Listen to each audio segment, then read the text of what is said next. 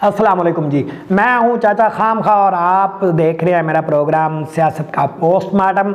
और नाजरीन, आज क्योंकि वो नूर मेरे साथ नहीं है तो मैंने ना वो अपना ट्वीट्स पे जाने की कोशिश नहीं की है।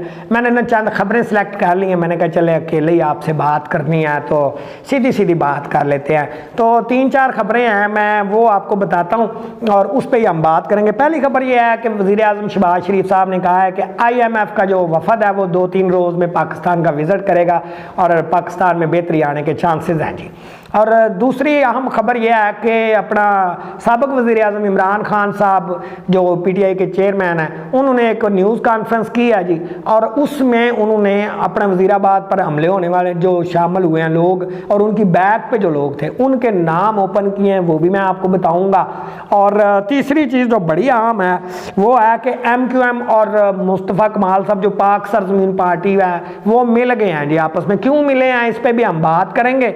और चौथी और अहम बात कि महंगाई में मज़ीद इजाफा हो गया। महंगाई पे कोई बात ही नहीं करता, पता नहीं क्या हो गया इनको।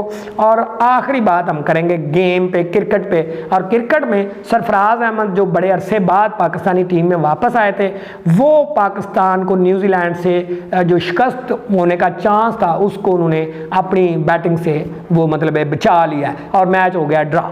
तो इसमें हम बात करेंगे कि जी इंग्लैंड के खिलाफ फिर पाकिस्तान क्यों आ रहा है और न्यूजीलैंड के खिलाफ पाकिस्तान की क्या कारकर्दगी थी, इस बात करेंगे। लेकिन उससे पहले कि मैं न्यूज़ पॉइंट्स की तरफ जाऊं और मतलब है कि न्यूज़ पे बात करूं, पॉइंट्स तो नहीं है, न्यूज़ पे बात करूं, तो उससे पहले आपको चाहिए कि अगर आपका दिल माने तो मेरा चैनल सब्सक्राइब कर लें और वो बेल आइकॉन का बटन भी दबा दें। लाइक शेयर करना आपकी अपनी मर्जी है, कर देंगे तो मेहरबानी है। वैसे चलें नूर के कहने पे तो कार ही देते हैं आप।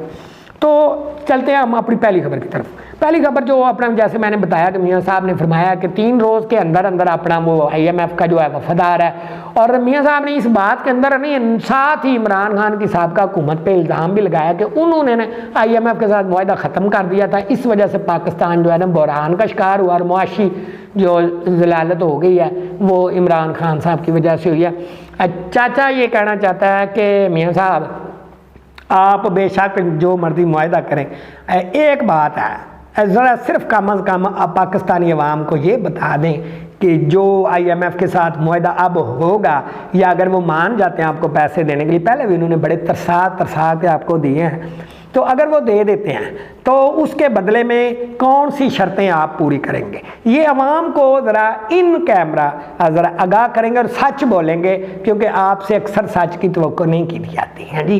और अपना कभी कोई बयान देते हैं, आपके पुराने बयान भी चाचे को याद है कि मैं 6 महीने में लोड शेडिंग ख़त्म कर दूंगा। आप वापस भी आ गए हैं, लोड शेडिंग ख़त्म नहीं हुई और माशाल्लाह कर आपने अगले 5 साल में भी नहीं पाना इसको कंट्रोल। तो बता ये दे दें कि आप मुझे कि जी मतलब चाचे को बता दें, वाम सारी को बता दें, चाचा वाम का ही बंदा के बता दें IMF से क्या शर्तें हैं और क्या क्या गिरवी रखने जा रहे हैं। आप ये बता सकते हैं तो बता दें। ये था चाचे का सवाल। तो नाज़रीन दूसरी खबर की तरफ अगर हम चलें, जो खान साहब ने कहा था ना, खान साहब ने ना अपनी न्यूज़ कॉन्फ्रेंस में वो वज़ीराबाद में जो उन पर हमला हुआ ना, उसके बैक पे जो बंदे थे ना उनका नाम उन्होंने अपने बड़े वसूख के साथ उन्होंने कहा कि ये बंदे शामिल थे। एक बंदे का उन्होंने नाम नहीं लिया, उन्होंने उनको ताकतवर कहा, कुछ भी कहा, इस तरह उन्होंने बात किया। और वो ताकतवर कौन है उन्होंने कहा जी अवाम खुद समझदार है कि कौन था ताकतवर जो इसके पीछे था। और वो कहते हैं कि जी मुझे मरवाने की कोशिश की गई और इसमें बैरूनी साजिश भी शामिल है और अंदरूनी साजिश भी शामिल थी। और पाकिस्तान के अंदर से जी हुकूमत को उन्होंने कहा कि जी बीच में इन्वॉल्व है, जिसमें मियाँ शहबाज शरीफ का नाम नहीं लिया उन्होंने कहा जी कि नून लीग के जो सरबराह हैं वो इसमें शामिल है। नून लीग के सरबराह अगर देखा जाए तो नाज़रीन मेरे ख्याल है वो मियाँ नवाज शरीफ की तरफ इशारा कर रहे हैं कि उन्होंने बैठ के प्लानिंग की थी। और अगर वो मियाँ नवाज शरीफ का नाम ले रहे हैं तो इसका मतलब है कि वो मतलब है हाँ जी। अब ये इसमें सच्चाई कहाँ है या आने वाले वक्त में जो JIT बैठी है वो आया इस पर तहकीक करके बात निकाल पाएगी या नहीं। खान साहब का भी यही खदशा है कि अपना JIT ये नहीं कर पाएगी क्योंकि JIT अंडर प्रेशर है और उसमें ना वो लोग पीछे हैं जो ताकतवर हैं और जो नहीं चाहते कि इमरान खान दोबारा अपना बरसर इक़्तिदार आए। और अब आने वाले वक्त में हमें ये भी देखना है कि खान साहब की अब तक तो की हुई सारी बातें सच साबित हो रही हैं। जो जो उन्होंने इस हुकूमत के बारे में कहा था, IMF के आगे लम्बे पड़ने का भी कहा था, वो भी साबित हो गई है। और ये कत्ल, इरादा कत्ल वाली बात, यानी जो हमला हुआ उसमें भी जो इफेक्ट्स निकले हैं, जो सच्चाइयाँ सामने आई हैं, उससे साफ पता लग रहा है कि ये सारा ड्रामा था और इसको ड्रामे को रचाया गया, यानी कत्ल करने की कोशिश थी, लेकिन हुकूमत उस वक्त मान नहीं रही थी। और इतनी जल्दी मुजरम पकड़ के तो उसको मतलब उसका बयान दिलवाना ये समझ नहीं आई। और इसमें खान साहब ने एक बड़ी अहम बात की नाज़रीन, वो अपना बड़ी चाचे को अजीब लगी कि उसमें पंजाब में अपनी हुकूमत होने के बावजूद खान साहब ने कहा कि जो DPO गुजरात है जी, उसने बात नहीं सुनी और ना ही मतलब उनको फ़ोन शून का भी कहा गया तो वो उन्होंने लिफ्ट नहीं कराई।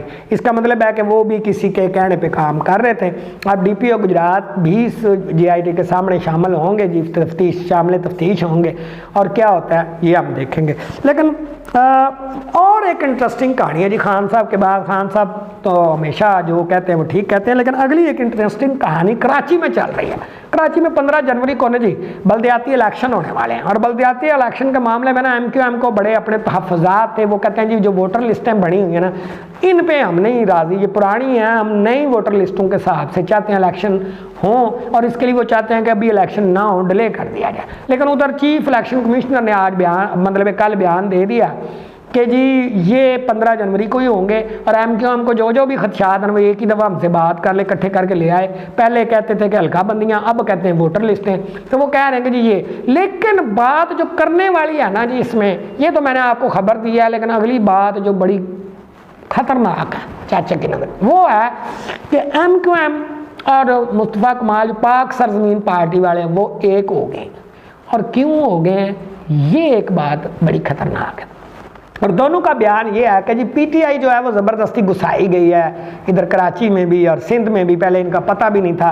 तो मैं माजरत के साथ अपना जो MQM के सरबराह हैं मैं उनसे कहूँगा कि जनाब जब अपना 85 का दौर था ना जी, तो तब भी उधर कराची में जमात इस्लामी का बड़ा अरूज था, तो उधर तब MQM को भी घुसाया गया था, हैं जी। तब इसका कोई नामो निशान नहीं था। और वो जो अपने बाबा जी बाहर बैठे हुए हैं मोटे से बाबा अल्ताफ़, वो जो है ना जी वो लीडर बन के उभरे और उन्होंने ये तहरीक का नाम रखा।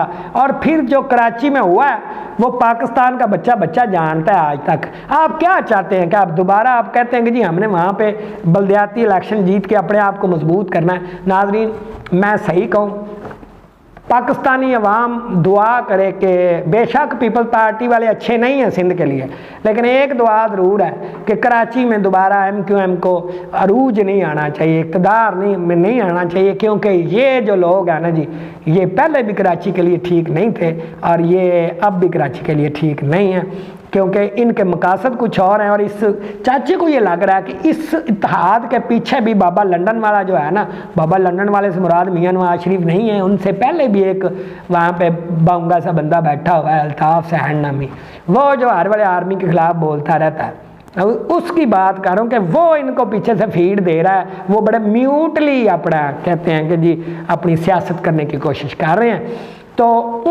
उसने कहा इनको कि इकट्ठे हो जाओ भाई, वरना तुम दोनों विचों निकल जाओगे और तुम्हारा कुछ भी नहीं बचेगा। तो अब ये इकट्ठे हो गए हैं, दुआ करें। अब देखेंगे इनके इकट्ठे होने के बावजूद भी क्या ये कामयाब होते हैं या नहीं होते हैं, हैं जी। लेकिन इन अपना बात यह है कि ये सियासी चक्कर जो चल रहे हैं ना, इसमें एक चक्कर जो है वो बड़ा अजीब है और वो है अवाम के पिसने का, महंगाई की चक्की में पिसने का। अगली पॉइंट जो चाचे ने उठाया है वो यही है कि महंगाई पे कोई बात ही नहीं करते। चौथी खबर आज की यही है कि महंगाई फिर इस वीक बढ़ गई है जी, मज़ीद बढ़ गई। 23 अशिया की कीमतों में इजाफा हो गया है, यूटिलिटी स्टोर पे चीज़ें महंगी हो गई हैं। गरीब आदमी जाएगा कहाँ, ये कोई सोच रहा है सियासतदान? चाचा को समझ नहीं आ रही, आप लोगों को अपनी पड़ी हुई है, किसी को कुर्सी की पड़ी है, किसी को इक़्तिदार की पड़ी है, किसी को कुछ पड़ा है, लेकिन महंगाई में पिसने वाली कौम की कोई बात नहीं कर रहा। सब्जी कहाँ चली गई, घी कहाँ चला गया, गोश्त को गरीब आदमी सिर्फ सपने में देख सकता है, पता है आपको। मुर्गी का गोश्त अल्लाह माफ़ करे वो जो है 550 रुपये किलो बिक रहा है इधर अपने लाहौर में, और सुना है बाद शहरों में 600 रुपये किलो हुआ पड़ा है। क्या हो गया, मतलब क्या मसला है, कौन कंट्रोल करेगा जी? मियाँ शहबाज शरीफ साहब आप सुन रहे हैं, मतलब आपको वैसे बड़ी चीज़ें, इमरान खान को कैसे कंट्रोल करना है, आपके भाजी वहाँ बैठे ये सोच सकते हैं कि उनको कैसे ठुस करना है, लेकिन ये नहीं पता कि महंगाई कैसे कंट्रोल करवानी है, अवाम का कैसे सोचना है जी। और IMF से कर्जे लेके कोई कामयाब नहीं होता। हाँ, ये याद रखें, जितने कर्जे लेते जाएंगे पाकिस्तान डूबता चला जाएगा। बड़े खुश हो रहे हैं आपके, वो आएंगे तो आपको कर्जे देंगे। महंगाई की वजह से बात कर रहा हूँ, दोबारा बात करनी नहीं थी, लेकिन हम चले हैं जी आखिरी अगली बात पे चलते हैं। महंगाई के हवाले से मैं दुआ गो अल्लाह ताला पाकिस्तान की अवाम का पुरसाने हाल हो, लेकिन अवाम भी मुतहद नहीं है। वैसे मैं एक बात चाचे को, अवाम से भी शिकायत है, अवाम अगर इकट्ठी हो ना, ये 2 दिन की बात है, ये निकल जाएंगे यहाँ से सारे, मतलब आगे आगे ला के दौड़ेंगे अगर इनको पता लग जाए कि अवाम इकट्ठी होगी। अवाम ही मुतहद नहीं है, कोई किसी चोर के पीछे लगा हुआ है, कोई किसी डाकू के पीछे लगा हुआ है, कोई किसी भगोड़े के पीछे लगा हुआ है। समझ नहीं आ रही अवाम की भी कि वो कहाँ पे इकट्ठी। एक चिकन के मामले में इकट्ठी नहीं होती कि नहीं खरीदना। कितनी दफ़ा सोशल मीडिया पे बात चलाई है कि 15 दिन के लिए चिकन का बाईकाट करे, कोई नहीं करता। इसलिए अफजा शहबाज शरीफ जो है वो अपना पैसे पे पैसे कमाई जा रहा है। तो बात ये है, अब हम चलते हैं खेल की तरफ। चाचा ज़रा कूल डाउन हो जाए। पाकिस्तान ने कल अपना जी बड़ी मुश्किल से दूसरा मैच भी ड्रा कर लिया, लेकिन इसमें एक मर्द बहरान सामने आया, वो उसका नाम था सरफराज अहमद। ये अपने पाकिस्तान के पुराने प्लेयर हैं, पहले कैप्टन भी रहे हैं। चाचा बड़ा खुश हुआ है इनकी इनिंग्स देख के। 118 रन बनाए हैं इन्होंने माशाल्लाह 135 गेंदों पे, और पाकिस्तान को शिकस्त से भी बचा लिया। ये इनकी इनिंग्स का कमाल था, इसीलिए इन्हें मैच का बेहतरीन खिलाड़ी भी और सीरीज़ का भी बेहतरीन खिलाड़ी करार दिया है। लेकिन एक बात है चाचे को, अब बात न्यूजीलैंड के साथ और टेस्ट सीरीज़ होगी ड्रा। मज़े वाली बात क्या है या मुश्किल वाली बात क्या है, वो ये है कि आप जो है वो ये बताएं कि पाकिस्तानी टीम इंग्लैंड से क्यों आ रही है। ये तो हो गई सीरीज़, मुसलसल 3 टेस्ट कराची में हार गए जहाँ कभी नहीं हारे थे। तो उसकी वजह क्या थी भला? उसके पीछे एक राज था, और वो राज ये था कि उसमें सीनियर प्लेयर्स को शामिल ही नहीं किया गया, कोई तवज्जो ही नहीं दी गई। जो सिलेक्शन की गई थी प्लेयर्स की टेस्ट मैच के लिए, वो कोई समझ नहीं आई। वहाँ उसमें मोहम्मद अजहर नहीं चले, वो पुराने प्लेयर थे, लेकिन तब सरफराज अहमद को शामिल क्यों नहीं किया गया, या किसी और पुराने प्लेयर को क्यों नहीं टेस्ट के लिए खिलाया गया? तो ये जो इस पे भी ना, गेम पे के मामले में भी सियासत बहुत चलती है। पहले अच्छे अपना भले रमीज़ राजा साहब इसके अपने बने थे, PCB के चेयरमैन थे, क्रिकेट से उनका ताल्लुक था। अब एक मतलब जैसे ही अपना हुकूमत थोड़ी जी पैरा पक्की हुई है, इन्होंने अपनी मर्ज़ी के अपना वो नजम सेठी साहब ले आए हैं, और नजम सेठी साहब चेयरमैन PCB बन गए हैं। अब देखें जी माशाल्लाह क्या होता है हमारे साथ। लेकिन चलो औखे सौखे होके टेस्ट सीरीज़ तो ड्रा हो गई है, अब आगे वनडे सीरीज़ का भी देखते हैं क्या बनता है। इसके साथ ही अपना आज के लिए चाचे को इस जो वीडियो से है इजाज़त दें। उम्मीद है आपको ख़बरें पता नहीं पसंद आई होंगी कि नहीं आई होंगी, लेकिन हो सकता है आई गई हों। तो अगर आ जाएँ तो लाइक और शेयर कर दीजिएगा। तब तक अगली वीडियो तक जो है अल्लाह हाफ़िज़।